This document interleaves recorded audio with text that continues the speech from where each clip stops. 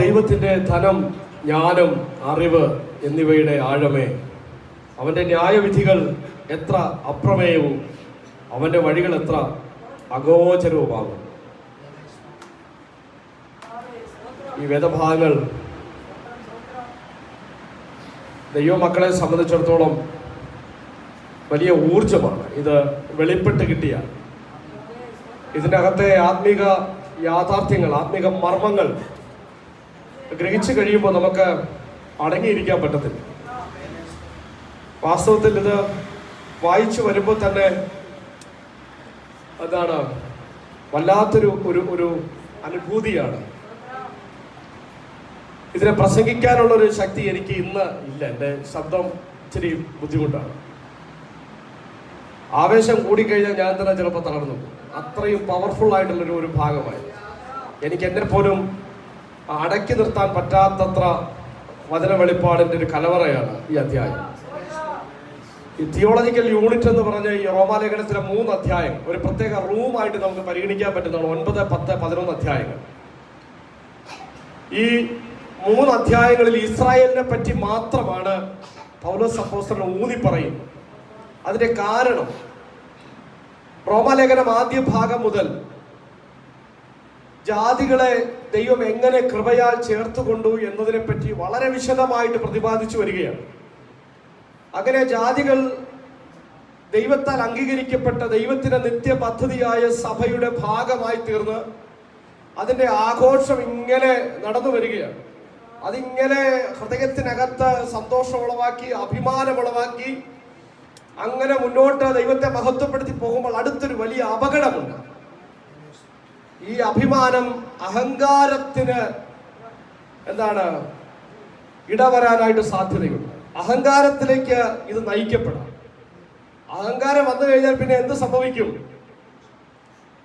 ഈ ദൈവം നിരാകരിച്ചു കളഞ്ഞു എന്ന ചിന്തയിൽ ഇസ്രായേലിനെ കളിയാക്കാനും പരിഹസിക്കാനും ഒക്കെ ചിലപ്പോ സഭയിലേക്ക് വന്ന ജാതികൾ, സഭയിലേക്ക് വന്ന ശേഷം ജാതികൾ എന്ന് പറയാൻ പറ്റത്തില്ല, ജാതികളായി സഭയിലേക്ക് വന്ന ദൈവത്തിന്റെ വിശുദ്ധന്മാർക്ക് ചിലപ്പോ ഇസ്രായേലിനെ അങ്ങ് എന്തെങ്കിലുമൊക്കെ പറഞ്ഞാൽ കൊള്ളാമെന്ന് തോന്നിപ്പോ സ്വാഭാവികമായിട്ടും ആ ഒരു അവസ്ഥയിലേക്ക് വരും.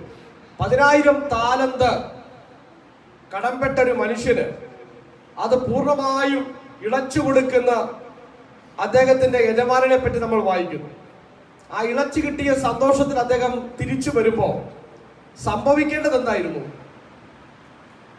100 വെള്ളിക്കാശ് കടംപെട്ട തന്റെ ഒരു സ്നേഹിതനെ വഴിയിൽ വെച്ച് കണ്ടപ്പോ അവരോട് ക്ഷമിക്കണമായിരുന്നു, സഹിക്കണമായിരുന്നു. കാരണം ഞാൻ എത്ര വലിയ കടക്കാരനായിരുന്നു, എത്ര ഭീകര അവസ്ഥയിൽ നിന്നാ കർത്താവ് എന്നെ വിടുവിച്ചത്, അല്ലെങ്കിൽ എന്റെ യജമാനൻ എന്നോട് കാണിച്ച കരുണ എത്ര വലുതാണ്. അതുകൊണ്ട് അതിന്റെ മുന്നിൽ നിന്റെ വെള്ളിക്കാശൊന്നും നീ തരാനുള്ള ഒന്നും അല്ല, നീ അതെനിക്ക് തരണ്ട, അതിന് പകരം ഞാൻ നിനക്ക് കുറച്ച് അങ്ങോട്ട് എന്തെങ്കിലും സഹായിക്കാം എന്നല്ലേ പറയേണ്ടത്. കൃപ ലഭിച്ചവൻ അതല്ലേ പറയേണ്ടത്, കരുണ ലഭിച്ചവൻ അതല്ലേ പറയേണ്ടത്. 10,000 താലന്ത് നമ്മൾ ചിന്തിച്ചു, താലന്തിന്റെ വില എത്ര വലുതാണ്. അപ്പോ 10,000 ഒരു താലന്ത് എന്ന് പറയുന്നത് അതിന് രൂപയിൽ കണക്കിട്ടാൽ ഏതാണ്ട് 20 വർഷം ഒരു സാധാരണക്കാരന്റെ അധ്വാനത്തിന്റെ പ്രതിഫലമാണ്. അപ്പൊ 10,000 താലന്തെന്നൊക്കെ പറഞ്ഞു കഴിഞ്ഞാൽ പിന്നെ വല്ല രക്ഷയുണ്ടോ? കൊടുത്തു തീർക്കാൻ ഒരിക്കലും പറ്റാത്ത വലിയ കടം. അതിളച്ചു കിട്ടിയവൻ കേവലം 100 ദിവസത്തെ പണിക്കാശിന് കടംപെട്ട ഒരുത്തനോട് പൂർണ്ണമായും ക്ഷമിക്കണമായിരുന്നു. പക്ഷെ അത് സംഭവിച്ചില്ല. അതിന് പകരം അവന്റെ കഴുത്തിന് പിടിച്ചിട്ട് ഇപ്പൊ തന്നില്ലെങ്കിൽ ഞാൻ നിന്നെ ശരിയാക്കി കളയുമെന്ന് പറഞ്ഞ് അവനെ തുറുങ്കിലടയ്ക്കാൻ തീരുമാനിക്കുമ്പോ ആ യജമാനൻ ഇത് അറിഞ്ഞിട്ട് എന്ത് ചെയ്തു? ഇവരെ പിടിച്ച് ജയിലിലടച്ചു. ഞാൻ പറഞ്ഞു വന്നത്, സഭയ്ക്കകത്തേക്ക് രംഗപ്രവേശം ചെയ്ത, കൃപയാൽ പ്രവേശനം ലഭിച്ച ഒരു വലിയ സമൂഹം അവർ അതിനകത്ത് ആഘോഷിക്കുകയാണ്, സന്തോഷിക്കുകയാണ്. പക്ഷെ കുറച്ച് കഴിയുമ്പോ ദൈവം തള്ളിക്കളഞ്ഞ ഇസ്രായേലിനെ ഓർത്ത് ചിലപ്പോൾ അവർ പരിഹാസം ഉന്നയിക്കാൻ സാധ്യതയുണ്ട്. അത് സംഭവിക്കാതിരിക്കാൻ ആ അഹങ്കാരം ഉടലെടുക്കാതിരിക്കാൻ ഇസ്രായേലിനെ പറ്റിയുള്ള ദൈവത്തിന്റെ ഭാവി പദ്ധതിയെ പറ്റിയും കൂടി പറയാൻ അപ്പോസ്തലൻ ഇവിടെ ബന്ധപ്പെടുകയാണ്. 11-ാം അധ്യായം ആദ്യത്തെ ചില വാക്യങ്ങൾ, ആദ്യത്തെ 6 വാക്യങ്ങളിൽ അപ്പോസ്തലൻ സ്ഥാപിക്കുന്നത് ഇസ്രായേലിനെ ദൈവം തിരസ്കരിച്ചിട്ടില്ല. തൽക്കാലം അവർ ദൈവസന്നിധിയിൽ നിന്ന് അകന്നുപോയി. ആ അകൽച്ച ജാതികളായ അല്ലെങ്കിൽ ഇസ്രായേലിന് പുറത്തുള്ളവർക്ക് ദൈവസഭയുടെ ഭാഗമാകാൻ കാരണമായി. അവർ അവിശ്വാസം കൊണ്ട് തെറ്റിപ്പോയപ്പോ വിശ്വാസത്താൽ ദൈവം മറ്റൊരു വിഭാഗത്തെ തന്റെ പദ്ധതിയിലേക്ക് വിളിച്ചു ചേർത്തു. ഇത് നമ്മുടെ മെറിറ്റ് കൊണ്ടല്ല, ഇത് നമ്മുടെ മറ്റേതെങ്കിലും യോഗ്യതകൾ കൊണ്ടോ പാരമ്പര്യങ്ങൾ കൊണ്ടോ വിദ്യാഭ്യാസം കൊണ്ടോ സാമ്പത്തികം കൊണ്ടോ സ്വാധീനം കൊണ്ടോ അല്ല. അത് കൃപയാൽ മാത്രം സംഭവിച്ചതാണ്. അതിൽ നമ്മൾ ആഘോഷിക്കണം, അതിൽ നമ്മൾ അഭിമാനിക്കണം, അതിൽ നമുക്ക് അഹംബോധമുണ്ടാകണം. ഞാൻ ആരാണ്? ഞാൻ ഇന്നലത്തെ അടിമയല്ല. ഞാനിന്ന് ദൈവത്തിന്റെ മകനാണ്, ഞാനിന്ന് ദൈവത്തിന്റെ പുത്രനാണ്, ഞാനിന്ന് ദൈവത്തിന്റെ നിത്യ പദ്ധതിയായ സഭയുടെ ഭാഗമാണ്. ഇന്ന് ഞാൻ ദൈവത്തോടൊപ്പം നടക്കുന്നവനാണ്. ഇന്ന് പിശാചിന്റെ ഒരു തന്ത്രങ്ങളും എന്റെ മേൽ വിജയിക്കത്തില്ല. എനിക്ക് ജയപേരി വിളിച്ച് മുന്നോട്ട് പോകാൻ കഴിയും. എന്റെ പൗരത്വം ഇവിടെയല്ല, അത് സ്വർഗത്തിലാണ്. ഈ തിരിച്ചറിവോടുകൂടെ ദൈവസഭയിൽ ഒരു ഭക്തൻ മുന്നോട്ട് പോകുക തന്നെ വേണം. പക്ഷേ നമ്മളൊരു ഭാഗം വായിക്കുന്നില്ലേ, രക്ഷ ആദ്യം യഹൂദനും പിന്നെ യവനനും. എന്താ ഈ ആദ്യം യഹൂദൻ പിന്നെ യവനൻ? ദൈവം പാർഷ്യാലിറ്റി കാണിക്കുകയായിരുന്നോ? പക്ഷാഭേദം കാണിക്കുകയായിരുന്നോ? ആദ്യം യഹൂദൻ എന്ന് പറഞ്ഞാൽ ദൈവത്തിന്റെ തെരഞ്ഞെടുപ്പാണ് നമ്മൾ അറിയേണ്ടത്. പഴയ നിയമത്തിൽ നമ്മൾ വരുമ്പോ ഇസ്രായേൽ എന്റെ പുത്രൻ, അവൻ എന്റെ ആദ്യജാതൻ, അവൻ എന്റെ ആദ്യജാതൻ. അപ്പൊ ദൈവത്തിന്റെ പദ്ധതി എന്ന് പറയുന്നത് സകല മനുഷ്യരും ദൈവത്തിന്റെ മക്കളാണ്, ദൈവത്തിന്റെ മക്കളാണ്. പക്ഷെ ഈ എല്ലാ വിഭാഗങ്ങളെയും ദൈവോന്മുഖമാക്കി കൊണ്ടുവരാൻ ദൈവത്തിന്റെ മക്കൾ എന്ന പദവിയിൽ നിന്ന് അകന്ന്, നമുക്കറിയാം ആദമിന്റെ സന്തതി പരമ്പരയിൽപ്പെട്ട സകലരും പാപികളാണ്. അപ്പൊ എല്ലാവരെയും ദൈവോന്മുഖമായി ദൈവത്തിന്റെ മക്കൾ എന്ന പ്രിവിലേജിലേക്ക് മടക്കിക്കൊണ്ടുവരാൻ, വീണ്ടെടുത്ത ദൈവത്തിലേക്ക് അവരെ അടുപ്പിക്കാൻ ദൈവത്തിന് ഉപകരണം വേണമായിരുന്നു, ദൈവത്തിന് ഒരു കൂട്ടം ആളുകൾ വേണമായിരുന്നു. അങ്ങനെ ഒരു വിഭാഗത്തെ ദൈവം സകല ജാതികളിൽ നിന്ന് തെരഞ്ഞെടുത്തു. ഒരു വിഭാഗത്തെ ദൈവം വേർതിരിച്ചു. ആ വിഭാഗത്തെ ദൈവം തന്റെ മൂത്ത മകനായിട്ട് വിശേഷിപ്പിച്ചു. എന്നിട്ട് ആ മൂത്ത മകനിലൂടെ മറ്റ് സകല മനുഷ്യരെയും ചേർത്ത് പിടിക്കാൻ ദൈവത്തിന്റെ ഇളയ മക്കളായി യഹൂദനോട് സകലരെയും ഇവിടെ സഹോദരങ്ങളായി കണ്ട് ചേർത്ത് പിടിക്കാനുള്ള നിയോഗമാ ദൈവം കൊടുത്തത്. പക്ഷെ യഹൂദൻ അത് മനസ്സിലായി. ഇസ്രായേൽ എന്റെ മകനാ, എന്റെ ആദ്യജാതനാന്ന് പറഞ്ഞപ്പോ അറ്റ്ലീസ്റ്റ് യഹൂദൻ ചിന്തിക്കണമായിരുന്നു, അങ്ങനെയെങ്കിൽ ഇളയ മക്കളെന്ന് പറഞ്ഞ സംവിധാനം ഉണ്ടല്ലോ, അതാരാ? ചിന്തിച്ചില്ലവർ. പക്ഷെ പെന്തക്കോസ്തുകാര് അവളുടെ ആദ്യജാതനെ പ്രസവിച്ചു എന്ന ഒറ്റ വാക്യം മതി നമുക്ക് നമ്മുടെ ചില സഹോദരങ്ങളോട്, കത്തോലിക്ക സഹോദരങ്ങളോട് വാദിക്കാൻ. എന്താ ആദ്യജാതൻ എന്ന് പറഞ്ഞ അതിന്റെ അർത്ഥം മറ്റു മക്കൾ ഉണ്ടായിരുന്നു എന്നാണ്. പക്ഷെ ഈ ചിന്ത ലോകത്തിലെ ഏറ്റവും വലിയ ബുദ്ധിജീവികളായ ഇസ്രായേലിന്റെ ബുദ്ധിയിൽ കൂടി പോയില്ല. ഞങ്ങൾ മൂത്ത മക്കളാണ് എന്ന് ചിന്തിക്കുന്നിടത്ത് ദൈവത്തിന് ഞങ്ങൾക്കപ്പുറത്തേക്ക് ഇളയ മക്കളുണ്ട്, അവർ എവിടെ എന്ന് ചിന്തിക്കാനുള്ള ആ ചിന്താശേഷി അവർക്ക് ഇല്ലാതെ പോയി. യേശു കർത്താവ് പിന്നീട് നൽകുന്ന ഉപമയിൽ മൂത്തപുത്രന്റെയും ഇളയപുത്രന്റെയും കഥ പറയുന്നിടത്ത് അവസാനം മൂത്ത മകന്റെ മനോഭാവം വ്യക്തമാക്കുന്നുണ്ട് അല്ലെ. ഇതിങ്ങനെ ചരിത്രത്തിൽ ഇങ്ങനെ വരുന്ന ഒരു വെളിപ്പാടാണ്. മൂത്ത മകനെ ഇളയവനെ ചേർത്ത് പിടിക്കാൻ ഒരു മനസ്സുമില്ല. നിന്റെ ഈ മകൻ എന്നാ പറയുന്നത്, നിന്റെ ഈ മകൻ. അപ്പോ ഇളയവനെ ഉൾക്കൊള്ളാൻ കഴിയാതെ പോയ ഇസ്രായേൽ, അങ്ങനെ ഇസ്രായേല് ഉത്തരവാദിത്വം മറന്ന്, സ്വന്തം സ്ഥാനം മറന്ന് പരാജയപ്പെടുന്ന ദയനീയമായ കാഴ്ചയാണ് നമ്മൾ പഴയ നിമിത്തത്തിൽ കാണുന്നത്. നമ്മൾ ചിന്തിച്ചു, ഏകജാതനായ പുത്രൻ എന്ന വിശേഷണത്തോടെ നമ്മുടെ കർത്താവായ യേശുക്രിസ്തു ഈ ഭൂമിയിലേക്ക് ഇറങ്ങി വരികയാണ്. അത് കഴിഞ്ഞിട്ട് നമ്മൾ വായിക്കുന്നത് തന്റെ പുത്രൻ അനേകം സഹോദരന്മാരിൽ ആദ്യജാതനാകേണ്ടതിന്. അപ്പൊ ഏകജാതൻ എന്ന തലത്തിലിടുന്ന ക്രിസ്തു ആദ്യജാതനായി മാറുകയാണ്. അതിലൂടെ എന്താ സംഭവിച്ചത്? സകല മനുഷ്യരും ദൈവത്തിന്റെ മക്കളായി മാറി. അവനെ കൈക്കൊണ്ട് അവന്റെ നാമത്തിൽ വിശ്വസിക്കുന്ന ഏവർക്കും ദൈവ മക്കളാകുവാൻ അവൻ അധികാരം കൊടുത്തു. അങ്ങനെ സകലരും ക്രിസ്തുവിൽ വിശ്വസിക്കുന്നവർ ദൈവ മക്കളായി തീരുമ്പോ ഏകജാതനായിരുന്ന ക്രിസ്തു ആദ്യജാതനായി മാറുകയാണ്, മൂത്ത മകനായി മാറുകയാണ്. വാസ്തവത്തിൽ ഇത് സംഭവിക്കേണ്ടിയിരുന്നത് ഇസ്രായേലിലൂടെയാണ്. ഇസ്രായേലിന്റെ മൂത്ത മകനായി ദൈവം വിശേഷിപ്പിച്ചു. ആ മൂത്ത മകൻ ഇളയവരെ ചേർത്ത് പിടിക്കാൻ ദൈവം ആഗ്രഹിച്ചു. യോനയെ നിലവിലേക്ക് പറഞ്ഞയച്ചു. നമ്മള് ഉപവാസ പ്രാർത്ഥനയിലാണെന്ന് തോന്നുന്നു ചിന്തിച്ചത്.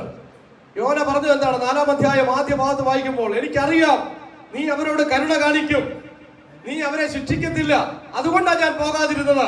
നീ അവരെ ശിക്ഷിച്ച് അവരെ ഇല്ലാതാക്കി കളഞ്ഞുവെങ്കിൽ ഞാൻ പോകുമായിരുന്നു. നീ കരുണയുള്ളവരാണ്, ദയയുള്ളവരാണെന്ന് എനിക്കറിയാം. അപ്പൊ ഇസ്രായേലിനെ സംബന്ധിച്ചിടത്തോളം ജാതികൾ നശിച്ചു കാണാൻ അവർ ആഗ്രഹിച്ചത്, മരിച്ചു കാണാൻ അവർ ആഗ്രഹിച്ചത്. കാരണം ജാതികൾ എപ്പോഴും ഇവർക്ക് കുരുത്തക്കേടാണ് ചെയ്തുകൊണ്ടിരിക്കുന്നത്, ഒരിക്കലും നന്മ ചെയ്യുന്നില്ല.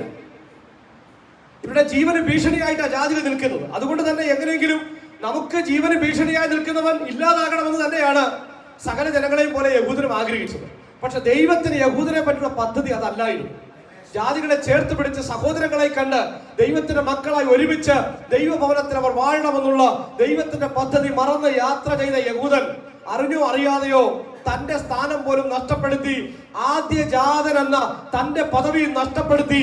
അവിശ്വാസത്താൽ അവർ ദൈവത്തിൽ നിന്ന് അകന്നുപോയി. ആ അകൽച്ച ആർക്ക് ഗുണമായി മാറി? അവർ ചേർത്ത് പിടിക്കേണ്ടിയിരുന്ന ജാതികൾക്ക് ഗുണമായി മാറി.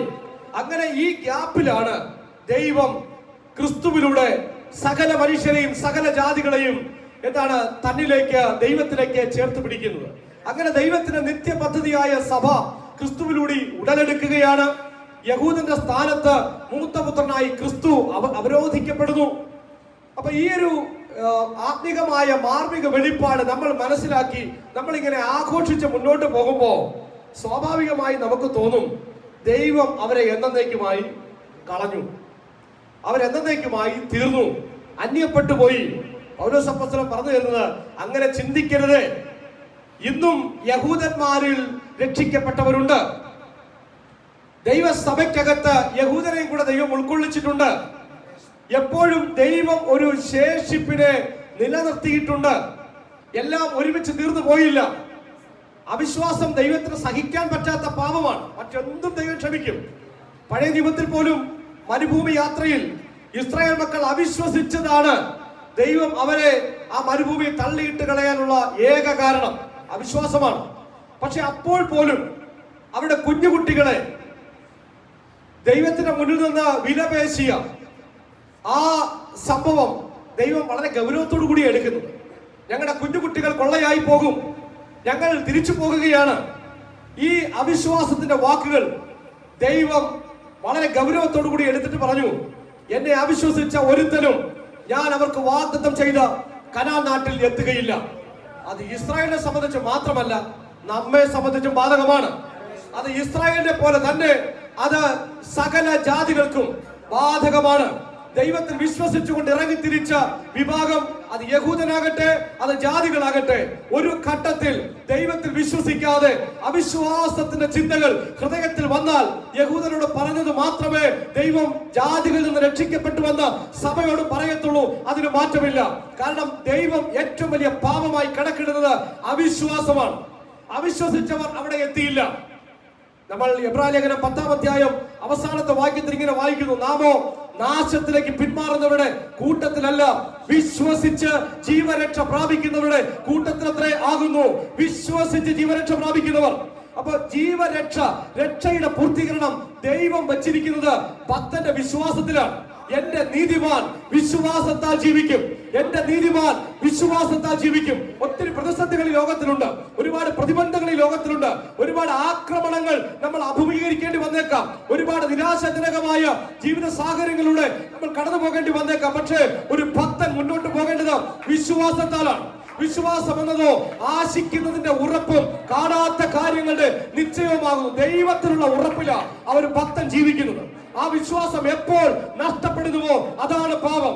എപ്പോഴാണോ ദൈവത്തിൽ നമ്മൾ സൂക്ഷിച്ചിരിക്കുന്ന ആ വിശ്വാസത്തിൽ നിന്ന് നമ്മൾ അന്യപ്പെടുന്നത്, അപ്പോൾ നമ്മൾ ദൈവത്തിൽ നിന്ന് അന്യപ്പെടുകയാണ്. അപ്പോ ഇസ്രായേലിന് പറ്റിയത് ഒരിടക്കാലയളവിൽ അവർ ദൈവത്തിൽ നിന്ന് അന്യപ്പെട്ടു, അവിശ്വാസം മൂലമാണ്. ആ ഗ്യാപ്പിൽ സഭ ഇതിനകത്തേക്ക് കയറിപ്പറ്റി. രണ്ടു കൂട്ടരോടുമുള്ള ദൂതാണ് അവിശ്വാസം പാപമാണ്. അവിശ്വാസം ദൈവത്തിന് പൊറുക്കാൻ പറ്റാത്ത പാപമാണ്. അപ്പോ പൗലോസ് അപ്പോസ്തലൻ പറയുന്നത് ഇങ്ങനെ ഇടയ്ക്ക് നഷ്ടപ്പെട്ടു പോയ ഇസ്രായേലിനെ പറ്റി തെറ്റായൊരു ചിന്ത ഉണ്ടാകേണ്ടതില്ല. ഇസ്രായേലിനെ ദൈവം മടക്കി കൊണ്ടുവരും. ഇസ്രായേലിന് ദൈവം ഭാവിയിൽ ഒരു പ്രതീക്ഷ നൽകിയിട്ടുണ്ട്. എല്ലാ കാലത്തെയും പോലെ ഒരു ശേഷിപ്പ് ഇസ്രായേലിൽ ഉണ്ടാകും. അതുകൊണ്ട് ഇസ്രായേലിനെ പരിധി വിട്ട് പരിഹസിക്കേണ്ട, പരിധി വിട്ട് വിമർശിക്കേണ്ട എന്നാണ് അപ്പോസ്തലൻ പറഞ്ഞു വരുന്നത്. ആദ്യത്തെ 6 വാക്യങ്ങളിൽ നമ്മൾ വായിക്കുന്നത്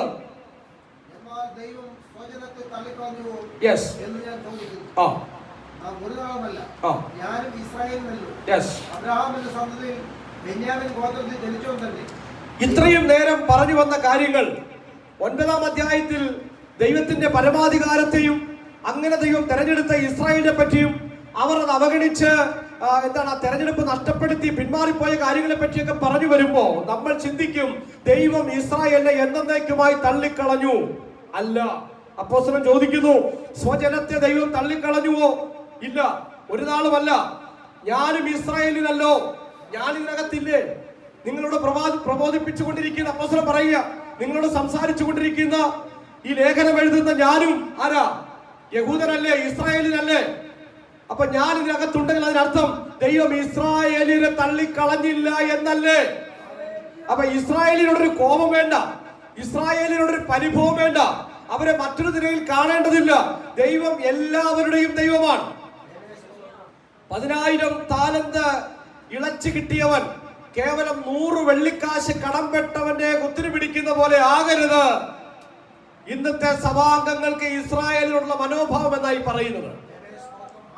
ഒരിക്കലും രക്ഷപ്പെടാൻ യോഗ്യതയില്ലാത്തവരായിരുന്നു, മരണകരമായ പാപത്തിൽ അകപ്പെട്ടിരുന്നവരായിരുന്നു നമ്മൾ. അവിടെ നിന്ന് കൃപയാൽ ദൈവം നമ്മെ രക്ഷിച്ചു കൊണ്ടുവന്നു. ഇന്ന് രക്ഷയുടെ സന്തോഷം അനുഭവിക്കുന്ന നമ്മൾക്ക് ആ സന്തോഷത്തിന്റെ ഏറ്റവും പാരമ്യതയിൽ ഉയരാം. പക്ഷേ ദൈവത്തെ തള്ളിക്കളഞ്ഞ് ഇന്ന് ജീവിക്കുന്ന ഇസ്രായേലിനെ കണ്ട് അവരെ പരിഹസിക്കേണ്ട. നമ്മളും അവരെ പോലെ തന്നെ ആയിരുന്നു, അല്ലെങ്കിൽ അവരെക്കാളും അപ്പുറത്തായിരുന്നു. അവർക്കും ദൈവം ഒരു അവസരം കൊടുത്തിട്ടുണ്ട്. 2-ാമത്തെ വാക്യം, ദൈവം മുന്നറിഞ്ഞിട്ടുള്ള തന്റെ ജനത്തെ ഏലിയാവിന്റെ ചരിത്രത്തിൽ തിരുവെടുത്ത് പറയുന്നത് അറിയുന്നില്ലയോ? എന്താ ഏലിയാവിലൂടെ തിരുവെടുത്ത് ഇതുമായി ബന്ധപ്പെട്ട് നമുക്ക് പറഞ്ഞു തരുന്ന മാർമികമായ കാര്യം? 3-ാം വാക്യം,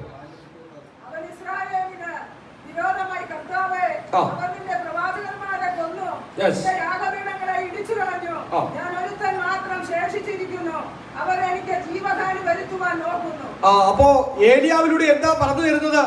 ഒരു ഘട്ടത്തിൽ ഏലിയാവ് വിചാരിച്ചു ഞാൻ മാത്രമേ ഉള്ളൂ എന്നാണ്. നമ്മൾ ഈ ഭാഗം ചിന്തിച്ചിട്ടുണ്ട് അല്ലെ? ഇന്ന് സഭയിലെ ആളുകൾ നമ്മളെപ്പം അഭിമാനത്തിൽ അഹംബോധത്തിൽ പറയും ഇന്ന് ദൈവത്തിന്റെ ഭൂമിയിലെ എന്താണ് പദ്ധതി സഭയാ, ഞങ്ങളാ. തീർച്ചയായിട്ടും അത് പറയണം, അത് അറിയണം, ആ അഹംബോധം നമ്മിൽ ഉണ്ടാവണം. എന്നാൽ ഞാൻ മാത്രമാണെന്ന് പറയുന്നതാണ് തെറ്റ്.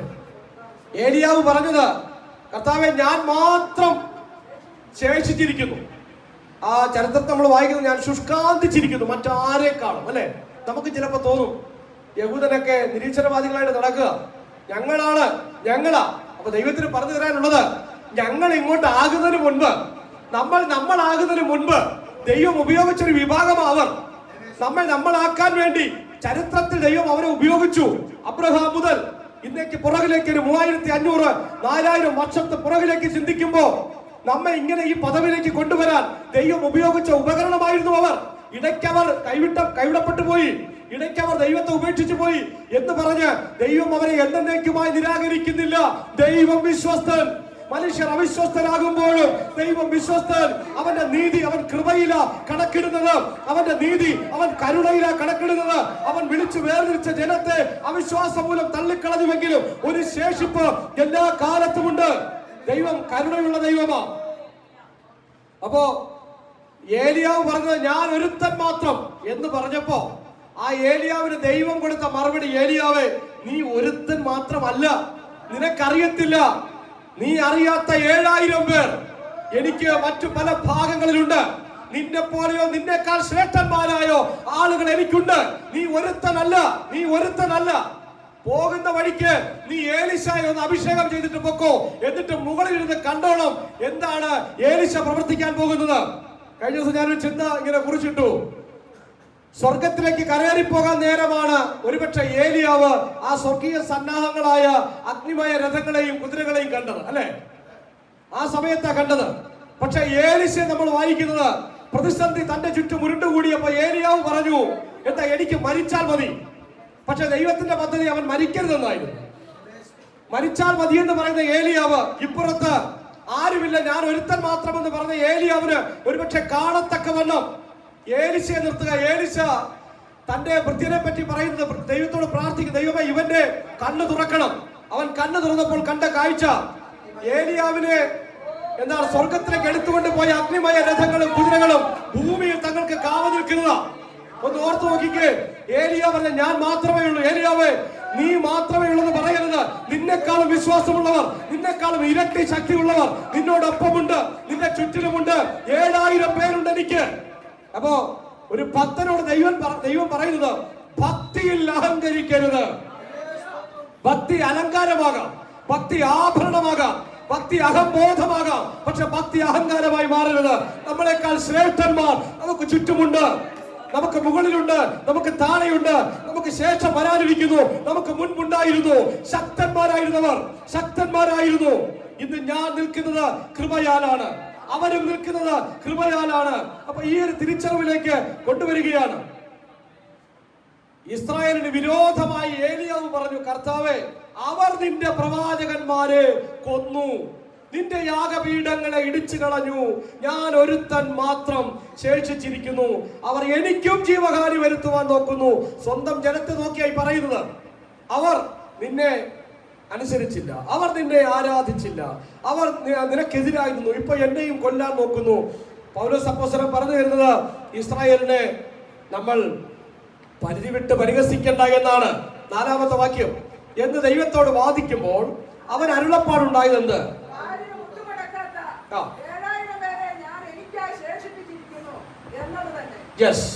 ഏലിയാവിന് കൊടുക്കുന്ന മറുപടി, ഏലിയാവേ, നീ മാത്രമല്ല. അറിയാതെ നമുക്കൊരു ആത്മീയ അഹങ്കാരം ഉണ്ടാകും, അല്ലെ?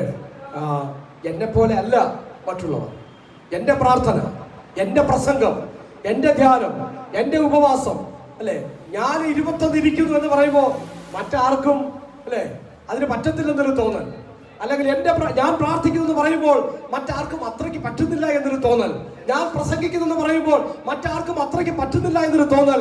ഏലിയാവേ, നീ മാത്രമല്ല, ഒരുപക്ഷെ നിന്നെക്കാളും ശക്തന്മാരായ ആളുകൾ, നിന്നെക്കാളും ഇരട്ടി മടങ്ങ് പവർ ഉള്ളവർ, ഒരുപക്ഷെ നിന്റെ ഭക്തിയെ ഒരുപക്ഷെ പരസ്യമായിട്ട് തോൽപ്പിക്കാൻ കഴിയുന്നവർ നിനക്ക് മുൻപിലുണ്ട്, നിനക്ക് പുറകിലുണ്ട്, നിനക്ക് ചുറ്റിലുമുണ്ട്. നീ കാണുന്നില്ലെന്നേ ഉള്ളൂ. അതുകൊണ്ട് കൃപയിൽ ശരണപ്പെടുക, ദൈവത്തിന്റെ കരുണയിൽ ശരണപ്പെടുക. നമ്മൾ വിശ്വസിക്കുന്നത് പോലും ദൈവത്തിന്റെ കരുണയാണ്. പ്രാർത്ഥിക്കാൻ പറ്റുന്നത് പോലും ദൈവത്തിന്റെ കരുണയാണ്. പ്രസംഗിക്കാൻ പറ്റുന്നത് പോലും ദൈവത്തിന്റെ കൃപയാണ്. ദൈവം കൃപ ചെയ്തില്ലെങ്കിൽ നമുക്ക് ഇതൊന്നും ചെയ്യാനാവില്ല. 5-ാം വാക്യം, അങ്ങനെ ഈ കാലത്തിലും എന്ന് പറഞ്ഞാൽ ഈ സഭായുഗത്തിലും കൃപയാലുള്ള തെരഞ്ഞെടുപ്പിൻ പ്രകാരം ഒരു ശേഷിപ്പുണ്ട്. ഇത് സഭയോടാ പറയുന്നത്. ഏലിയാവിനെ ഉദാഹരിച്ചുകൊണ്ട് സഭയോട് പറയുകയാണ്, ഇസ്രായേല് തൽക്കാലം മാറിപ്പോയി, അവർ പിന്മാറ്റത്തിലാണ്. പക്ഷെ സഭയെ നിങ്ങൾ ഓർക്കണം, നിങ്ങളെ വിളിച്ചതുപോലെ ഇസ്രായേലിനെയും കൃപയാലാ വിളിക്കുന്നത്. കൃപ നിങ്ങൾക്ക് മാത്രമല്ല, അവർക്കും കൂടി ഉള്ളതാ. അവർ കുറെ കാലം കഷ്ടപ്പെട്ടതാ, കുറെ കാലം മെനക്കെട്ടതാ, ആയിരക്കണക്കിന് വർഷങ്ങൾ മെനക്കെട്ട് അവസാനം വന്നപ്പോ അബദ്ധത്തിൽ അവർ പിൻവാങ്ങിപ്പോയതാ. അവർക്കൊരു അവസരം കൂടി ഉണ്ട്. അവരെയും ദൈവം കൃപയാൽ ചേർത്ത് കൊള്ളുന്ന ഒരു ദിവസമുണ്ട്. അങ്ങനെ ഈ കാലത്തിലും കൃപയാലുള്ള തെരഞ്ഞെടുപ്പിൻ പ്രകാരം ഒരു ശേഷിപ്പുണ്ടെന്ന് മറക്കണ്ട. ഇസ്രായേലിനെ ദൈവം രക്ഷിക്കുന്ന ഒരു പദ്ധതിയെപ്പറ്റി, ഭാവി പദ്ധതിയെ പറ്റിയാണ് പറയുന്നത്. ഈ കാലത്തിലും അവർ സഭയുടെ ഭാഗമായി ഉണ്ട്. 6-ാം വാക്യം, കൃപയാലെങ്കിൽ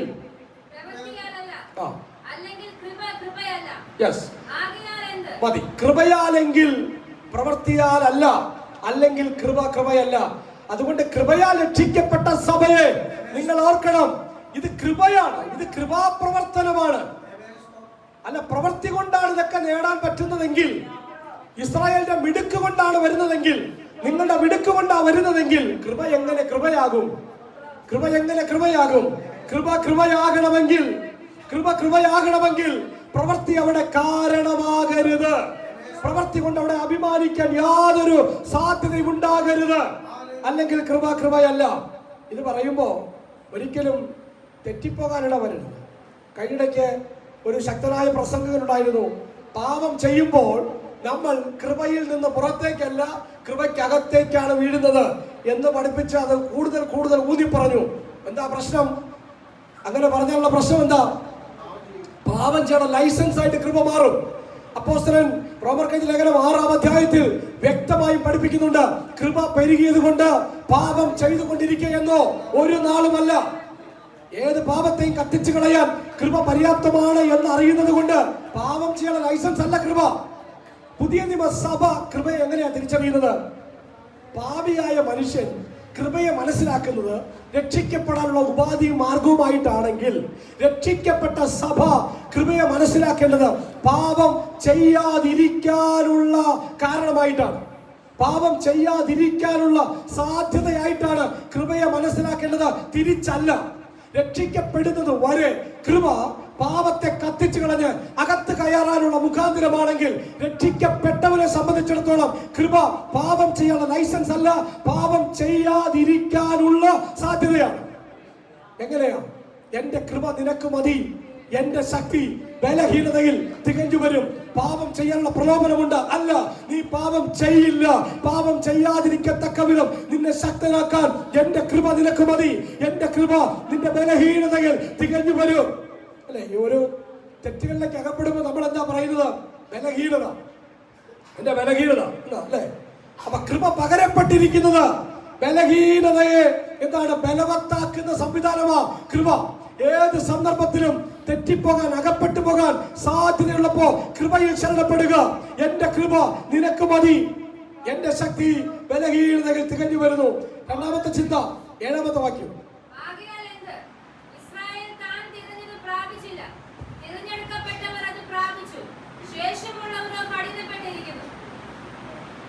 അടുത്ത വാക്യം. ദൈവം അവർക്ക് ഇന്നുവരെ ഗാഢനിദ്രയും കാണാത്ത കണ്ണും കേൾക്കാത്ത ചെവിയും കൊടുത്തു എന്ന് എഴുതിയിരിക്കുന്നുവല്ലോ.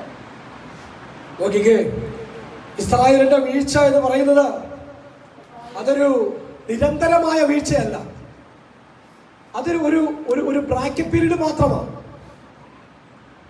പിശാച് യേശുവിനെ ക്രൂശിക്കാൻ ശ്രമിച്ചു, അല്ലെങ്കിൽ യേശുവിന്റെ ക്രൂശ് മരണം പിശാച് സമ്മാനിച്ചു. ആ വേദനയും ആ പ്രയാസവും ഒറ്റപ്പെടലും അവഗണനയും ഒക്കെ പിതാവ് കൈവിടുന്ന രംഗവും ഒക്കെ ഉണ്ടാകുമ്പോൾ, കർത്താവ് തൻ്റെ പച്ച മനുഷ്യനായി ഇത് തന്നെ താൻ സമർപ്പിക്കുമ്പോൾ ക്രൂശിൽ നിന്ന് ഇറങ്ങി വരികയോ വേദന സഹിക്കാൻ പറ്റാതെ പിതാവിനെ തള്ളിപ്പറയുകയൊക്കെ ചെയ്തിട്ട് എന്താണ് കർത്താവിനെ പിന്തിരിപ്പിക്കാമെന്ന് പിശാച് ശ്രമിച്ചു. പക്ഷേ ആ ക്രൂശിനെ കർത്താവ് ഏറ്റവും വലിയ വിജയാഘോഷമാക്കി മാറ്റിയെന്നുള്ളതാണ്. പിശാച് കൊണ്ടുവന്ന തന്ത്രത്തെ യേശുക്രിസ്തു ലോകം കണ്ട ഏറ്റവും വലിയ വിജയമാക്കി മാറ്റി. അതല്ലേ നമ്മൾ വായിക്കുന്നത്? അവൻ ക്രൂശിന്മേൽ പിശാചിനെ ആയുധവർഗം വെപ്പിച്ചു എന്നാണ്. ആയുധവർഗം വെപ്പിച്ചു. അപ്പോ പിശാച് കൊണ്ടുവന്ന ഏറ്റവും വലിയ കെണി, പ്രതിസന്ധി ക്രിസ്തു വിജയാഘോഷമാക്കി മാറ്റി. ഇതാണ് ഇവിടെയും സംഭവിച്ചത്. ഇസ്രായേൽ ദൈവ സന്നിധിയിൽ നിന്ന് അകന്നു പോയപ്പോ ദൈവം എന്ത് ചെയ്തു? 10,000 വരുന്ന വിഭാഗങ്ങൾക്ക് രക്ഷയ്ക്കുള്ള മാർഗമാക്കി ആ ഗ്യാപ്പിനെ ഒന്ന് മാറ്റി. ഇസ്രായേൽ മാറി നിന്നപ്പോ ഇസ്രായേൽ വിചാരിച്ചു, ഞാൻ ഒരുത്തൻ മാത്രം, മറ്റെല്ലാവരും ഞാൻ കണ്ടില്ലേ, അവനൊക്കെ നശിക്കാനുള്ളതാ. സകല ജാതികളും ദൈവമില്ലാത്തവരാ, പ്രമാണമില്ലാത്തവരാ, പ്രവാചകന്മാരില്ലാത്തവരാ, പുരോഹിതന്മാരില്ലാത്തവരാ, ജീവിതമില്ലാത്തവരാ, അവർ നശിക്കേണ്ടവരാന്ന് പറഞ്ഞ് അഹങ്കരിച്ച് ഇവർ വീട് പോയപ്പോ ഇവർ വിചാരിച്ചു ഞങ്ങളെ കൊണ്ട് മാത്രമേ എന്തെങ്കിലും നടക്കത്തുള്ളൂ എന്ന്. ദൈവം എന്ത് ചെയ്തു? ആ ഗ്യാപ്പിൽ, ഇവർ നഷ്ടപ്പെട്ടു പോയ ആ ഗ്യാപ്പിൽ ജാതികളെ വിളിച്ച് വേർതിരിച്ചു. മറ്റൊരു ഭാഗം നമ്മൾ വായിക്കുന്നു, അവർക്ക് എരിവുണ്ടാക്കാൻ വേണ്ടിയാണെന്ന്. അവർക്ക് എരിവുണ്ടാക്കാൻ വേണ്ടിയാ. വായിക്കാൻ താഴേക്ക്, 8 മുതൽ താഴേക്ക്. ദൈവം അവർക്ക് ഇതുവരെ ഗാഢനിദ്രയും കാണാത്ത കണ്ണും കേൾക്കാത്ത ചെവിയും കൊടുത്തു എന്ന് എഴുതിയിരിക്കുന്നുവല്ലോ. അവരുടെ മേശ അവർക്ക് കെണിയും പുതുക്കും ഇടർച്ചയും പ്രതികാരവുമായി തീരട്ടെ. അവരുടെ കണ്ണ് കാണാതെ വണ്ണം ഇരുട്ട് പോകട്ടെ. അവരുടെ മുതുക് എല്ലായ്പ്പോഴും കുനിയിക്കണമേ എന്ന് ദാവീദ് പറയുന്നു. എന്നാൽ അവർ വീഴേണ്ടതിനോ ഇടറിയത് എന്ന് ഞാൻ ചോദിക്കുന്നു. ഒരു നാളുമല്ല. അവർക്ക് എരിവ് വരുത്തുവാൻ അവരുടെ ലംഘന ഹേതുവായി ജാതികൾക്ക് രക്ഷ വന്നു എന്ന്. എന്നാൽ അവർ വീഴേണ്ടതിനോ ഇടറിയത് എന്ന് ഞാൻ ചോദിക്കുന്നു. പൗലോസ് അപ്പോസ്തലൻ ഒരു തീസിസ് പ്രസന്റ് ചെയ്യുന്ന പോലെ, ഒരു ഗവേഷണ പഠനം നടത്തുന്ന പോലെ സഭയെ കാര്യങ്ങൾ ബോധ്യപ്പെടുത്തുകയാണ്. അവർ വീഴേണ്ടതിനാണോ ഇടറിയത് എന്ന് ഞാൻ ചോദിക്കുന്നു. ഒരു നാളുമല്ല. അവർക്ക് എരിവ് വരുത്തുവാൻ അവരുടെ ലംഘനം ഹേതുവായി ജാതികൾക്ക് രക്ഷ വന്നു എന്നേ ഉള്ളൂ. അവർ വീണത് കൊണ്ട് ഇവിടെ ഒരു ചുക്കും ദൈവത്തിന് ഒന്നും സംഭവിച്ചില്ല. അവർ വീണത് കൊണ്ട് ദൈവത്തിന്റെ പദ്ധതി നടക്കാതെ പോയോ? ദൈവത്തിന്റെ പദ്ധതി ഏറ്റവും ഫലവത്തായി, ഏറ്റവും കൃത്യമായി, അവൻ മനുഷ്യന്റെ കണ്ണുകൾക്ക് അത്ഭുതമായി ഇസ്രായേലിന് എരിവ് വരുന്നത് പോലെ അത് സംഭവിച്ചു. അത് സംഭവിച്ചു. എരിവ് വരുത്തുക എന്ന് പറഞ്ഞാൽ എന്താ? ആമയും മുയലും കൂടി ഓടാൻ തുടങ്ങി, അല്ലേ? അവസാനം എന്ത് സംഭവിച്ചു?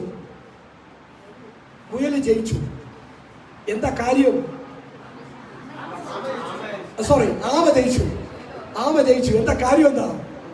മുയൽ ഉറങ്ങിപ്പോയി. ഇതാ ഇവിടെയും സംഭവിച്ചത്. മുയൽ ഉറങ്ങിയതാണ് ആമ ജയിക്കാനുള്ള കാരണം. അപ്പൊ ആമയോട് പറയുന്നു, വേണ്ട, അഹങ്കാരം വേണ്ട. അവൻ ഉറങ്ങിയത് കൊണ്ടാണ് നീ ജയിച്ചത്. അവൻ ഉറങ്ങിയ ഉറക്കത്തിൽ ഞാൻ നിന്നെ ജയിപ്പിച്ചു. ആ ഉറക്കത്തിൽ നീ ജയിച്ചു കയറി. നീ ജയിച്ചവനാ. പക്ഷേ അവൻ ഉറങ്ങിയത് കൊണ്ടാ. അവൻ ഉണരുന്നൊരു ദിവസമുണ്ട്. അവൻ ഇങ്ങോട്ട് കയറി വരും. അവനും നേരെ സമയം ഒരുക്കിയിട്ടുണ്ട്. കേട്ടോ? അവർ വീഴേണ്ടതിനാണോ ഇടറിയത് എന്ന് ഞാൻ ചോദിക്കുന്നു. ഒരു നാളുമല്ല. അവർക്ക് എരിവ് വരുത്താൻ മുയലിനങ്ങ് സഹിച്ചില്ലല്ലേ? ആമ ജയിച്ചപ്പോ മുയലിന് ഒട്ടും സഹിക്കാൻ വയ്യ. എരിവ് വന്നു. ഞാൻ ഉറങ്ങരുതായിരുന്നു, അബദ്ധം പറ്റിപ്പോയി.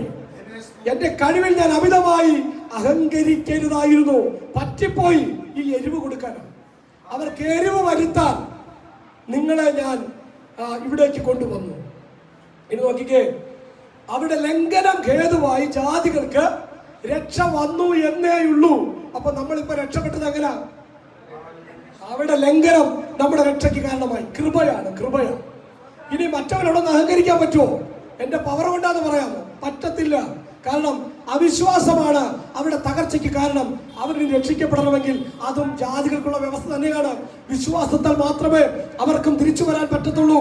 12ാം വാക്യം.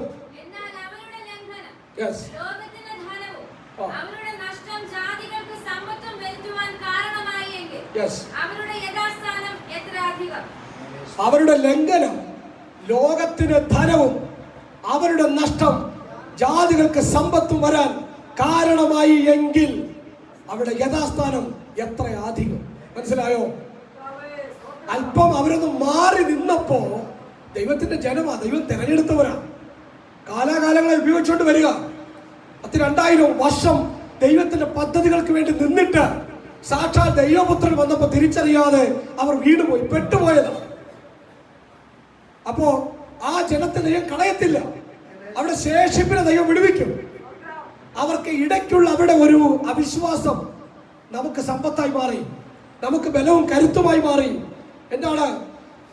അവരുടെ ലംഘനം ലോകത്തിന് ധനമായി മാറി. അവരുടെ നഷ്ടം ജാതികൾക്ക് സമ്പത്തായി മാറി. ജാതികൾ സമ്പത്തായി എന്ന് പറഞ്ഞാൽ എന്താ? അവർ മാറുന്ന ഗ്യാപ്പിൽ നമ്മൾ അകത്ത് കയറി. സ്വർഗത്തിലെ സകല ആത്മീക അനുഗ്രഹങ്ങളാലും ക്രിസ്തുവിൽ നിങ്ങളെ അനുഗ്രഹിച്ചിരിക്കുന്ന ദൈവം, ആ അനുഗ്രഹം, ആ സമ്പത്ത് നമ്മുടെ മേൽ വന്നത് ഇവർ അകന്നു മാറിയത് കൊണ്ടാണ്, അല്ലേ? നിങ്ങൾ സമ്പന്നരാകേണ്ടതിന് നിങ്ങൾ നിമിത്തം അവൻ ദരിദ്രനായി തീർന്ന കൃപ നിങ്ങൾ ഓർക്കുന്നുവല്ലോ. നമ്മെ സമ്പന്നരാക്കാൻ ക്രിസ്തു ദരിദ്രനായി തീർന്നു. ഈ ഗ്യാപ്പിലാണ് നമ്മൾ ഈ സമ്പന്നത പ്രാപിച്ചത്. ഈ ഗ്യാപ്പിലാണ്. അപ്പൊ ഇസ്രായേലിന്റെ അവിശ്വാസം നമ്മുടെ സമ്പന്നതയ്ക്കും നമ്മുടെ വിടുതലിനും കാരണമായെങ്കിൽ അവരെങ്ങോട്ട് പവറോടുകൂടെ വിശ്വാസത്തിലേക്ക് വന്നാൽ അത് നമുക്കും കൂടി എത്രത്തോളം അനുഗ്രഹമായി മാറും. അപ്പോ ഇസ്രായേലിനെ പറ്റുള്ളൊരു മനോഭാവം പതിയൊന്ന് മാറ്റിയെടുക്കുകയാണ്. എരിവ് വരുത്താനാണ് ഇസ്രായേൽ ഇങ്ങനെ ഒരു അവസ്ഥ ദൈവം കൊടുത്തത്. 13ാമത്തെ വാക്യം. ജാതികളുടെ അപ്പോസ്തലനായിരിക്കെ ഞാൻ എന്റെ സ്വജാതിക്കാർക്ക് വല്ല വിധേനെ സ്പർദ്ധ ജനിപ്പിച്ചു. അവരിൽ ചിലരെ രക്ഷിക്കാമെങ്കിലോ എന്ന് വെച്ച് തന്നെ ഞാൻ എന്റെ ശുശ്രൂഷയെ പുകഴ്ത്തുന്നു. അവരുടെ വംശം ലോകത്തിന്റെ നിരപ്പിനു കേടുവായെങ്കിൽ അവരുടെ അംഗീകരണം മരിച്ചവരുടെ ഉയർപ്പിനെന്നല്ലാതെ എന്താകും? കണ്ടോ? എന്നാൽ ജാതികളായ നിങ്ങളോട് ഞാൻ പറയുന്നത്, ജാതികളുടെ അപ്പോസ്തലനായിരിക്കാൻ ഞാൻ എൻ്റെ സ്വജാതിക്കാർക്ക് വല്ല വിധേനയും സ്പർദ്ധ ജനിപ്പിച്ച് അവരിൽ ചിലരെ രക്ഷിക്കാമെങ്കിലോ എന്ന് വെച്ച് തന്നെ ഞാൻ എൻ്റെ ശുശ്രൂഷയെ പുകഴ്ത്തുന്നു. അപ്പൊ ഇതുവരെ ജാതികളുടെ മഹത്വം, ജാതികളെ രക്ഷിച്ചതിന്റെ ദൈവത്തിന്റെ ഇടപെടലിനെ പറ്റി ശക്തമായി പറഞ്ഞു വന്നത് തന്റെ സ്വജാതിക്കാർക്ക് സ്പർദ്ധ ഉണ്ടാക്കാൻ. സ്പർദ്ധ എന്ന് പറഞ്ഞാൽ എന്താ? എരിവുണ്ടാക്കാൻ. അങ്ങനെയെങ്കിലും എരിവുണ്ടായിട്ട് ഈ ആമ ജയിച്ചത് കാണുമ്പോൾ മുയലിനൊരു തോന്നലുണ്ടാകണമല്ലോ, ഇനി ഞാൻ എന്ത് ചെയ്യരുത്, ഇനി ഉറങ്ങരുത്, ഇനി ഒരിക്കലും എനിക്ക് വീഴ്ച സംഭവിക്കരുത്. അങ്ങനെ എന്റെ സ്വജാതിക്കാർക്ക് ഒരു എരിവുണ്ടാക്കിയിട്ട് അവരെ നേടാൻ പറ്റുമോ എന്ന് ചിന്തിച്ചുകൊണ്ട് ഞാൻ എന്റെ ഈ ശുശ്രൂഷയെ പുകഴ്ത്തുന്നു. 15-ാം വാക്യം, അവരുടെ വംശം. 16-ാം വാക്യം, 16. അവരുടെ അംഗീകരണം മരിച്ചവരുടെ ഉയർപ്പിനെന്നല്ലാതെ എന്താകും? 16. ആദ്യഭാഗം വിശുദ്ധമെങ്കിലോ പിന്നെ മുഴുവനും അങ്ങനെ തന്നെ. വേറെ വിശുദ്ധമെങ്കിലോ കൊമ്പുകളും അങ്ങനെ തന്നെ. അടുത്ത വാക്യം, കൊമ്പുകളിൽ ചിലത് ഓടിച്ചിട്ട് കാട്ടൊലിവായ നിന്നെ അവരുടെ ഇടയിൽ ഒട്ടിച്ചേർത്തു. ഒരു മരത്തിന്റെ ഫലപ്രദമായ വേരിന് പങ്കാളികളായി തീർന്നുവെങ്കിലോ കൊമ്പുകളുടെ നേരെ പ്രശംസിക്കരുത്. പ്രശംസിക്കുന്നുവെങ്കിൽ നീ വേരിനെ അല്ല നിന്നെ അത്ര ചുമക്കുന്നെന്ന്. ഇവിടെ വളരെ മനോഹരമായൊരു ചിത്രം അപ്പോസ്തലൻ പറഞ്ഞു തരികയാണ്. നമ്മളെ ഈ ഒലിവിന്റെ ഒരു ഉദാഹരണം കൊണ്ടുവരിക, ഒലിവിന്റെ ആലങ്കാരികമായ ഉദാഹരണം കൊണ്ടുവരിക. ഒരു വൃക്ഷത്തോട് നമ്മെ എന്ത് ചെയ്തു? ഒട്ടിച്ച് ചേർത്തു. കാട്ടൊലിവായിരുന്നു, ഒരു പ്രയോജനമില്ലായിരുന്നു. അപ്പൊ ദൈവം ആദ്യമേ നട്ടുപിടിപ്പിച്ച ഒരു ഒലിവ് ഏതാ? ഇസ്രായേലാ. അപ്പൊ അതിന്റെ വേര് ദൈവമാണ്, ക്രിസ്തുവാണ്.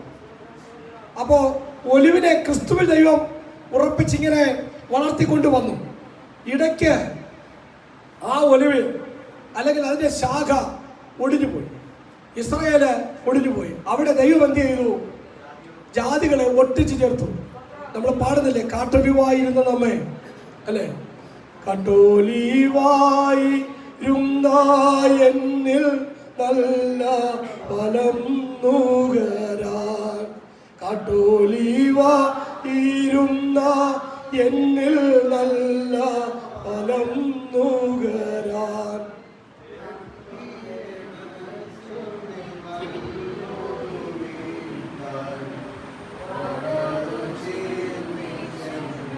ആമേൻ. വെട്ടി ഇണച്ചെന്നെ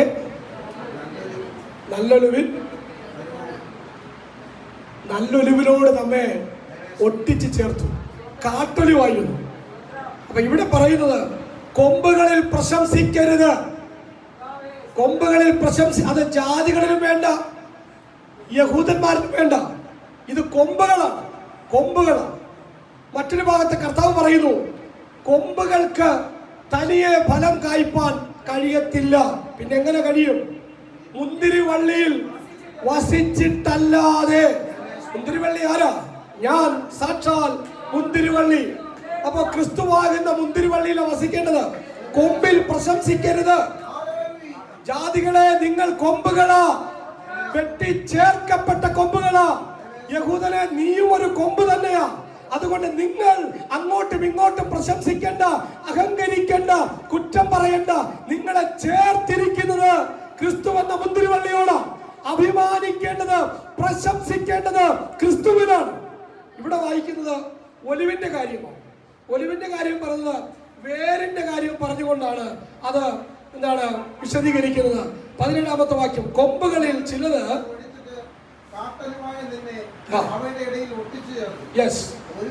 ഫലപ്രദമായ വേരിന് പങ്കാളിയാക്കിയെങ്കിൽ കൊമ്പുകളുടെ നേരെ പ്രശംസിക്കുന്നുവെങ്കിൽ നീ വേരിനെയല്ലോ വേറെ നിന്നെ അത്ര ചുമക്കുന്നെന്ന് ഓർക്കുക. കൊമ്പിന് നേരെ പ്രശംസിക്കരുത്.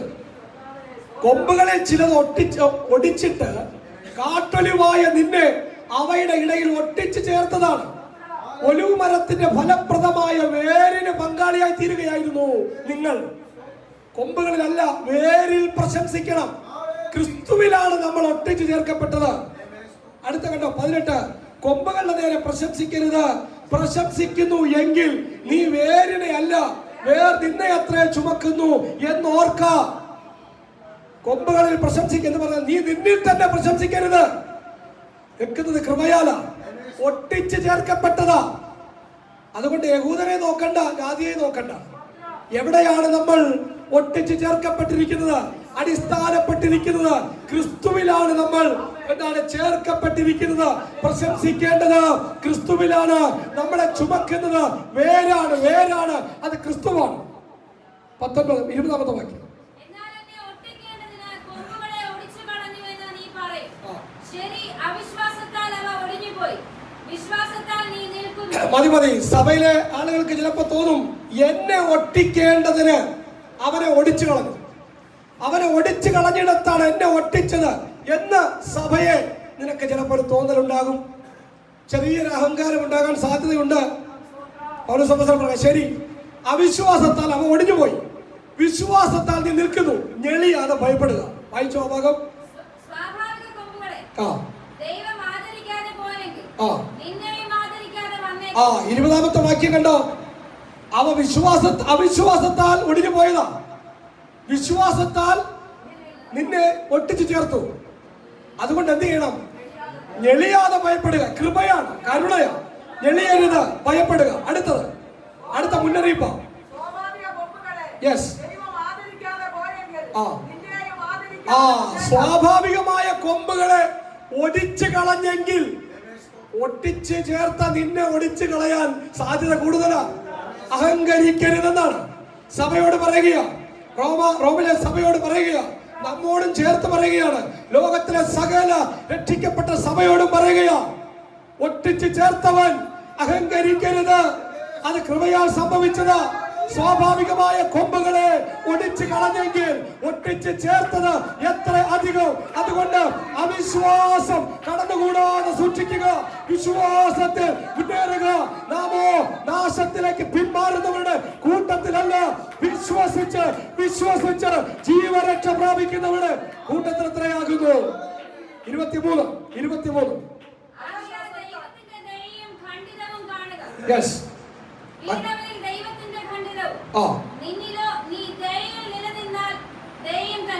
യെസ്, ആകയാൽ ദൈവത്തിന്റെ ദയ കാണുക, ദൈവത്തിന്റെ ഖണ്ഡിതവും കാണുക. വീണവരിൽ ദൈവത്തിന്റെ ഖണ്ഡിതവും, നിന്നിലോ നീ ദയയിൽ നിലനിന്നാൽ ദയയും തന്നെ, അല്ലെങ്കിൽ നീയും ഛേദിക്കപ്പെടും. ദൈവത്തിന്റെ ദയ കാണണം, ദൈവത്തിന്റെ ന്യായവിധി കാണണം. വീണവരിൽ ദൈവത്തിന്റെ ന്യായവിധി നീ കാണുന്നുണ്ട്. ഇസ്രായേലിൽ നീ ദൈവത്തിന്റെ ശിക്ഷാവിധി കാണുന്നുണ്ട്. ഒപ്പം നിന്നിൽ ദൈവത്തിന്റെ ദയയും കാണുന്നുണ്ട്. ഇസ്രായേൽ വീണത്, ഇസ്രായേലിൽ ന്യായവിധി വന്നത് അവിശ്വാസം മൂലമാ. അവിശ്വാസം നിന്നിൽ വന്നാൽ നീയും ഛേദിക്കപ്പെടും. ദൈവത്തിന്റെ പക്കൽ മുഖപക്ഷമില്ലല്ലോ. 23. അവിശ്വാസത്തിൽ നിലനിൽക്കാഞ്ഞാൽ അവരെയും കൂടെ ഒട്ടിക്കും. അവരെ വീണ്ടും ഒട്ടിപ്പാൻ ദൈവം ശക്തനല്ലോ. അവിശ്വാസത്തിൽ നിലനിൽക്കാഞ്ഞാൽ എന്ന് പറഞ്ഞാൽ എന്താ? ഇപ്പോൾ അവർ പോകുന്ന അവിശ്വാസത്തിൽ തുടരാതെ വിശ്വാസത്തിലേക്ക് വന്നാൽ അവരെ പിന്നെയും ദൈവം ഒട്ടിക്കും. അവരെ വീണ്ടും ഒട്ടിപ്പാൻ ദൈവം ശക്തനല്ലോ. 24. കാട്ടുമരമായി നിന്ന് നിന്നെ മുറിച്ചെടുത്ത സ്വഭാവത്തിന് വിരോധമായി നല്ല ഒരു മരത്തിൽ ഒട്ടിച്ചുവെങ്കിൽ സ്വാഭാവിക കൊമ്പുകളായവരെ സ്വന്തമായ ഒരു മരത്തിൽ എത്ര അധികമായി ഒട്ടിച്ചു. ആമേൻ. ഇതൊക്കെ ഒന്ന് ഇത് കേട്ടിട്ടൊക്കെ പോയിരുന്ന് വായിച്ചൊന്ന് ധ്യാനിക്കണം. സ്വഭാവത്താൽ കാട്ടുമരമായതിൽ നിന്ന് നിന്നെ മുറിച്ചെടുത്ത്, എന്ന് പറഞ്ഞാൽ നീ കാട്ടുമരമായിരുന്നു, അവിടെ നിന്ന് നിന്നെ മുറിച്ചു കൊണ്ടുവന്ന് നിന്റെ സ്വഭാവത്തിന് വിരോധമായി നല്ല ഒലിവ് മരത്തിൽ നിന്നെ ഒട്ടിച്ചു. പക്ഷെ അവിടെ വേറൊരു കാര്യം സംഭവിച്ചെന്താ? സ്വാഭാവിക കൊമ്പുകളായവരെ സ്വന്തമായ ഒലിവ് മരത്തിൽ എത്ര അധികം ഒട്ടിക്കും. അവരെ സ്വാഭാവികമായ മരത്തിൽ നിന്ന് അവരെ മുറിച്ചു മാറ്റിയതാ. അപ്പൊ അവരെ ഒട്ടിക്കാൻ എത്ര സാധ്യതയാ? കാട്ടുമരത്തിൽ നിന്ന് ഒടിച്ചു കൊണ്ടുവന്ന് നിന്നെ ഇവിടെ ഒട്ടിക്കാമെങ്കിൽ സ്വാഭാവികമായവരെ എത്ര അധികം ഒട്ടിച്ചു ചേർക്കാൻ പറ്റും? എളിയാതെ ഭയപ്പെടുക എന്നുള്ളതാണ്. 25. നിങ്ങൾക്ക് തന്നെ തോന്നാതിരിപ്പാൻ Yes. ഈ രഹസ്യം അറിയാതിരിക്കരുത് എന്ന് ഞാൻ ആഗ്രഹിക്കുന്നു. യെസ്. ജാതികളുടെ പൂർണ്ണസംഖ്യ ചേരുവോളം ഇസ്രായേലിന്റെ അംശമായി കാഠിന്യം ഭവിച്ചിരിക്കുന്നു. ഇങ്ങനെ ഇസ്രായേൽ മുഴുവൻ രക്ഷിക്കപ്പെടും. അടുത്ത ഭാഗം പറയുന്നത് ഇസ്രായേലിനെ ദൈവം രക്ഷിക്കാൻ പോകുന്ന ദൈവത്തിന്റെ പദ്ധതിയെ പറ്റിയാണ്. ഇസ്രായേലിന്റെ ഭാവി പദ്ധതിയെ പറ്റിയാണ്. അവനൊരു ശേഷിപ്പുണ്ടാകും. എല്ലാ കാലത്തും ഒരു ശേഷിപ്പുണ്ടായിരുന്നു. മിസ്രൈമിൽ നിന്ന് പിടിച്ചുകൊണ്ട് വരുമ്പോൾ ഒരു ശേഷിപ്പുണ്ടായിരുന്നു. മരുഭൂമിയിൽ നിന്ന് കനാലിലേക്ക് കൊണ്ടുവരുമ്പോൾ ഒരു ശേഷിപ്പുണ്ടായിരുന്നു. ബാബേൽ പ്രവാസത്തിലേക്ക് പോയപ്പോൾ ഒരു ശേഷിപ്പുണ്ടായിരുന്നു. ഇനി അശൂർ പിടിച്ചുകൊണ്ട് പോയവർ സങ്കര ഇനമായപ്പോഴും ശമര്യക്കാരി പോലുള്ളവരിൽ നിന്ന് ഒരു ശേഷിപ്പിനെ ദൈവം തിരഞ്ഞെടുത്തിരുന്നു. അങ്ങനെ എല്ലാ കാലത്തും ഇസ്രായേലിനെ പൂർണ്ണമായും ദൈവം നശിപ്പിച്ചിട്ടില്ല. അവരുടെ അവിശ്വാസം മൂലം അവർ തകർന്നു പോയിട്ടുണ്ട്, സത്യം. പക്ഷെ എല്ലാ കാലത്തും അവരിൽ ശേഷിപ്പുണ്ടായിരുന്നു. അത് ഇപ്പോഴുണ്ട്, അത് ഇനിയുമുണ്ട്. കാരണം ദൈവം അവരെ തെരഞ്ഞെടുത്തതാ, കൃപയാൽ തെരഞ്ഞെടുത്തതാ. പ്രവർത്തികൾ കൊണ്ട് അവർ അന്യപ്പെട്ടു പോയി, അവിശ്വാസം കൊണ്ട് അന്യപ്പെട്ടു പോയി. പക്ഷെ കൃപയാൽ ദൈവം അവരെ ചേർത്ത് പിടിക്കുന്ന ഒരു കാലമുണ്ട്. ഇങ്ങനെ ഇസ്രായേൽ മുഴുവനും രക്ഷിക്കപ്പെടും. അവൻ യാക്കോബിൽ നിന്നും അമർത്തിയെ മാറ്റും. Yes. ഞാൻ അവരുടെ പാപങ്ങളെ നീക്കുവാൻ ഇത് ഞാൻ അവരോട് പറയുന്നു ദൈവം. വിടുവിക്കുന്നവൻ സിയോനിൽ നിന്ന് വരും. Yes. അവൻ യാക്കോബിൽ നിന്ന് അഭക്തിയെ മാറ്റും. ഞാൻ അവരുടെ പാപങ്ങളെ നീക്കുമ്പോൾ ഇത് ഞാൻ അവരോട് ചെയ്യുന്ന നിയമം എന്ന് എഴുതിയിരിക്കുന്നുവല്ലോ. Yes. വിടുവിക്കുന്നവൻ സിയോനിൽ നിന്ന് വരും. അവൻ യാക്കോബിൽ നിന്ന് അഭക്തിയെ മാറ്റും. പാവങ്ങളെ അവൻ നീക്കും. ഞാൻ അവരോട് ചെയ്യുന്ന നിയമം. ഇങ്ങനെ ഇസ്രായേൽ മുഴുവനും രക്ഷിക്കപ്പെടും. സഹോദരന്മാരെ, നിങ്ങൾ ബുദ്ധിമാന്മാരെന്ന് നിങ്ങൾക്ക് തന്നെ തോന്നാതിരിപ്പാൻ ഈ രഹസ്യം അറിയാതിരിക്കരുത്. വാക്യം 25 കണ്ടോ? ഈ രഹസ്യം അറിയാതിരിക്കരുത്. ജാതികളുടെ പൂർണ്ണസംഖ്യ ചേരുവോളം ഇസ്രായേലിന്റെ അംശമായി കാഠിന്യം ഭവിച്ചിരിക്കുന്നു. വലിയ മാർമിക വചനമാണ് 25-ാമത്തെ വാക്യം. ജാതികളുടെ പൂർണ്ണസംഖ്യ ചേരുവോളം ഇസ്രായേലിന്റെ അംശമായി കാഠിന്യം ഭവിച്ചിരിക്കുന്നു. എന്താ അതിന്റെ അർത്ഥം? ജാതികളെ സഭയിലേക്ക് കൊണ്ടുവന്നില്ലേ? ഈ ജാതികളുടെ പൂർണ്ണസംഖ്യ എത്തണം, പൂർണ്ണസംഖ്യ വരണം. ദൈവത്തിന്റെ ഹിതപ്രകാരം ജാതികൾ പൂർണ്ണമായും രക്ഷിക്കപ്പെടുന്നത് വരെ ഇസ്രായേൽ മക്കൾ ഇങ്ങനെ കാഠിന്യത്തിൽ മുന്നോട്ട് പോകും. ജാതികളുടെ പൂർണ്ണസംഖ്യ എത്തപ്പെട്ട് കഴിഞ്ഞാൽ സഭയിലേക്കുള്ള ജാതികളുടെ വരവ് സ്വാഭാവികമായും നിന്ന് കഴിയുമ്പോൾ, പൂർണ്ണസംഖ്യ ആയി കഴിയുമ്പോൾ ഇസ്രായേലിന്റെ ദൈവം തിരികെ കൊണ്ടുവരും. ആ ശേഷിപ്പിന്റെ ദൈവം മടക്കി കൊണ്ടുവരും. ഈ രഹസ്യം നിങ്ങൾ അറിയാതിരിക്കരുത്. അതാ പറയുന്നത്, ഈ സത്യം നിങ്ങൾ അറിയാതിരിക്കരുത്. ഇസ്രായേലിന് ശേഷിപ്പുണ്ട്, അവർ രക്ഷിക്കപ്പെടും. 28 സുവിശേഷം സംബന്ധിച്ച് അവർ നിങ്ങൾ നിമിത്തം ശത്രുക്കൾ, തെരഞ്ഞെടുപ്പ് സംബന്ധിച്ചോ പിതാക്കന്മാർ നിമിത്തം അവർ പ്രിയന്മാരാണ്. പിതാക്കന്മാരോട് ചെയ്തൊരു വാഗ്ദത്തമുണ്ട് ഇസ്രായേലിന്റെ തലയിൽ. ഞാൻ നിന്റെ സന്തതിയെ കടൽക്കരയിലെ മണൽ പോലെ വർദ്ധിപ്പിക്കും. ആകാശത്തിലെ നക്ഷത്രങ്ങളെ എണ്ണി നോക്കുക. അങ്ങനെ പൂർവ്വപിതാക്കന്മാർക്ക് ദൈവം കൊടുത്ത അനവധി വാഗ്ദത്തങ്ങളുണ്ട്. ആ വാഗ്ദത്തം പേര് നടക്കുന്ന ഇസ്രായേൽ പൂർണ്ണമായും നശിച്ചു പോകത്തില്ല. ഇന്ന് ഈ പ്രസന്റ് പീരീഡിൽ സുവിശേഷം സംബന്ധിച്ച് യഹൂദന്മാർ, ഇസ്രായേലിയർ നമുക്ക് ശത്രുക്കളായിരിക്കാം. പക്ഷെ അതേസമയം നമ്മൾ ഓർക്കേണ്ട ഒരു കാര്യം, ഇസ്രായേലിന്റെ തലയിൽ പൂർവ്വപിതാക്കന്മാർക്ക് ദൈവം കൊടുത്ത ഒരു വാഗ്ദത്തമുണ്ട്. അത് ദൈവം നിവർത്തിക്കുന്ന നാളുകൾ അതിവിദൂരമല്ല. ഇന്ന് അവിശ്വാസത്തിൽ തുടരുന്നവരെ, ഇന്ന് സുവിശേഷത്തിന് ശത്രുക്കളായി തുടരുന്നവരെ ദൈവം അന്ന് ചേർത്ത് പിടിക്കുന്ന ഒരു ദിവസമുണ്ട്. എല്ലാം കൃപയാലാണ്. 29-ാമത്തെ വാക്യം. ദൈവം തന്റെ അനുദപിക്കുന്നില്ലല്ലോ. വാക്ക് പറഞ്ഞാൽ മാറ്റാത്ത ദൈവം തലമുറകളോട്, പിതാക്കന്മാരോട് ഒരു വാഗ്ദത്തം സന്തതിയെ പറ്റി കൊടുത്തിട്ടുണ്ടെങ്കിൽ ആ വാഗ്ദത്തം മാറ്റാത്തവരാ ദൈവം. ഞങ്ങളുടെ കുഞ്ഞുകുട്ടികൾ കൊള്ളയായി പോകുമല്ലോ, ഞങ്ങൾ തിരിച്ചു പോകുകയാണ്. ഇസ്രായേൽ മക്കൾ മരുഭൂമിയിൽ പറഞ്ഞ കാര്യമാണ്. ദൈവം കൊടുത്ത മറുപടി എന്താണെന്നറിയാമോ? നിങ്ങൾ പോകത്തില്ല, പക്ഷെ നിങ്ങളുടെ കുഞ്ഞുകുട്ടികളെ ഞാൻ അവിടെ കൊണ്ടുപോകും. ഇസ്രായേൽ പിതാക്കന്മാരോട് കൊടുത്തൊരു വാഗ്ദത്തമാണ്, നിന്റെ സന്തതിയെ ഞാൻ അനുഗ്രഹിക്കും എന്ന് പറഞ്ഞിട്ടുണ്ടെങ്കിൽ അവിശ്വാസ നിമിത്തം നീ നഷ്ടപ്പെട്ടു പോയാലും നിന്റെ സന്തതിയെ വിശ്വാസത്തിലൂടെ ഞാൻ ചേർത്ത് പിടിക്കും. ഇത് ഇസ്രായേലിന് കൊടുക്കുന്ന ദൈവത്തിന്റെ വാഗ്ദത്തമാണ്. കൃപയാൽ നിങ്ങൾക്ക് ലഭിച്ച കരുണയാൽ അവർക്ക് കരുണ ലഭിക്കേണ്ടതിന് അവരും ഇപ്പോൾ അനുസരിക്കാതിരിക്കുന്നു. 31 ഒന്നുകൂടെ വായിക്കാമോ? 31 Yes. അവർക്ക് കരുണ ലഭിക്കേണ്ടതിന് അവരും ഇപ്പോൾ അനുസരിക്കാതിരിക്കുന്നു. നിങ്ങൾ എങ്ങനെയാണ് ഈ അനുസരണത്തിലേക്ക് വന്നത്? അനുസരണക്കേടിൽ നിന്നല്ലേ? ആണ്. നിങ്ങൾക്ക് എങ്ങനെയാ ഈ കൃപ ലഭിച്ചത്? നിങ്ങളുടെ അയോഗ്യതയിലല്ലേ? അതെ. അപ്പൊ നിങ്ങൾ എങ്ങനെയാ ഈ വിശ്വാസത്തിലേക്ക് വന്നത്? അവിശ്വാസത്തിൽ നിന്നല്ലേ? അതെ. അതേ അവസ്ഥയിലാണ് ഇപ്പൊ യഹൂദ തുടരുന്നത്. ഇസ്രായേൽ ഇപ്പോൾ ആ അവസ്ഥയിലാണ്. അവിടെ ഹൃദയം കഠിനമാണ്. അവർ അനുസരിക്കുന്നില്ല. നിങ്ങളെ പോലെ, നിങ്ങൾക്ക് ലഭിച്ച കരുണ പോലെ അവർക്കും കരുണ ലഭിക്കേണ്ടതിന് അവർ ഇപ്പോൾ അനുസരണക്കേടിലായിരിക്കുന്നു. 32. ദൈവം എല്ലാവരോടും കരുണ ചെയ്യേണ്ടതിന് Yes. എല്ലാവരെയും അനുസരണക്കേടിൽ അടച്ചു കളഞ്ഞു. ദൈവം എല്ലാവരോടും കരുണ ചെയ്യേണ്ടതിന് എല്ലാവരെയും അനുസരണക്കേടിൽ അടച്ചു കളഞ്ഞു. അപ്പോ അനുസരണം കെട്ടവരോട് റോമാലേഖനം 1-ാം അധ്യായം നമ്മൾ എന്താ വായിച്ചത്? പോകുന്ന പോക്കിന് ദൈവം അങ്ങ് വിട്ടുകൊടുത്തു. എല്ലാം ബുദ്ധിക്ക് തെളിവായി വരച്ച് കാണിച്ചു കൊടുത്തു. അവർക്ക് ജ്ഞാനത്തിൽ വെളിപ്പെടുത്തി കൊടുത്തു, ആത്മാവിൽ വെളിപ്പെടുത്തി കൊടുത്തു, മനസാക്ഷിയിൽ വെളിപ്പെടുത്തി. ഇതൊന്നും തിരിച്ചറിയാതെ അഹന്തയിൽ മുന്നോട്ട് പോയ ജനത്തെ ദൈവം എന്ത് ചെയ്തു? എന്നാ പിന്നെ പോകുന്ന പോക്കിന് പൊക്കോട്ടെ എന്ന് വെച്ചു. അവസാനം പോയി തല്ലി തകർന്ന് വീണപ്പോ, പരാജയം മനസ്സിലാക്കിയപ്പോ തിരിച്ചു വന്നു. അങ്ങനെ വരാൻ ദൈവം വിട്ടുകൊടുത്തതാ. അങ്ങനെ ജാതികളെ വിട്ടു, ജാതികൾക്ക് കൃപയുടെ അവസരം നൽകി തിരിച്ചു പിടിച്ചു. ഇപ്പോൾ യഹൂദനെ വിട്ടിരിക്കുക. യഹൂദനെ ഇപ്പൊ വിട്ടിരിക്കുകയാ. അങ്ങനെ യഹൂദൻ പോകുക. അങ്ങനെ ദൈവം എല്ലാവരോടും കരുണ ചെയ്യേണ്ടതിന് എല്ലാവരെയും അനുസരണക്കേടിൽ അടച്ചു കളഞ്ഞു എന്ന് പറഞ്ഞതിന്റെ അർത്ഥം ദൈവം പർപ്പസ്ഫുള്ളി അവരെ അനുസരണക്കേടിനകത്ത് അടച്ചു എന്നല്ല.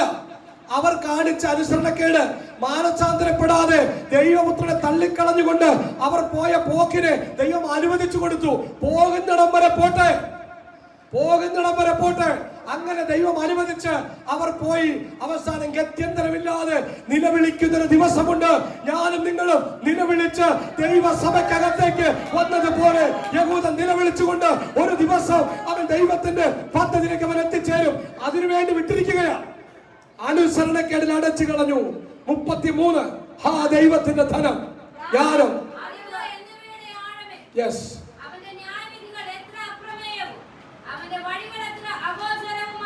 ഹാ ദൈവത്തിന്റെ ധനം, ജ്ഞാനം, അറിവ് എന്നിവയുടെ ആഴമേ. നമുക്ക് ചിന്തിക്കാൻ പറ്റാത്ത, സ്വപ്നത്തിൽ കാണാൻ പറ്റാത്ത ദൈവത്തിന്റെ ജ്ഞാനത്തിന്റെ ആഴമാണ് ആത്മാവിൽ നമുക്ക് വെളിപ്പെടുത്തി തന്നിരിക്കുന്നത്. എത്ര വലിയ ജ്ഞാനമാ, എത്ര വലിയ അറിവാ. അതിന്റെ ആഴമളക്കാൻ നമുക്ക് പറ്റത്തില്ല. അവന്റെ ന്യായവിധികൾ എത്ര അപ്രമേയമാ, അവന്റെ വഴികൾ എത്ര അഗോചരമാണ്. ഇന്ന് ഞാൻ നിങ്ങളും ഈ ദൈവത്തിന്റെ സന്നിധിയിലായിരിക്കുന്നത് ദൈവത്തിന്റെ ആ ജ്ഞാനത്തിന്റെ പരിണിത ഫലമായിട്ടാണ്.